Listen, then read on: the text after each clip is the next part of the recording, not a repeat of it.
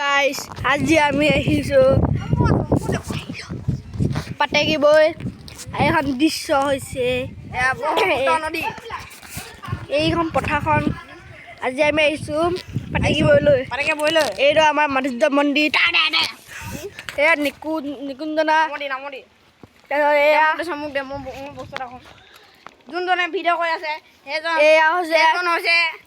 সেইজন হৈছে মস্ত এটা বাদক বমা মস্ত এটা ভিডিঅ' কৰা বাদক মঞ্জু বৰা ই বৰা বৰা কৰহে লিখে এইখন পথাৰখন চাই লওক পথাৰখন চাই আৰু নেক্সট বাৰ নেদেখিব শংকৰদেৱে ইয়াত জন্ম হৈছিলে। এইটো কি বস্তু দেখিছেনে এইটো হৈছে কুঁৱা আমি এই লেংটা গাড়ীখনত দেখিছোঁ আমি লেংটা গাড়ী এখনত আহিছোঁ সেই গাড়ীখন বুকিং কৰিছিলে গুঞ্জন নামৰ এইটো আমাৰ মন্দিৰ এইটো আমাৰ নামঘৰ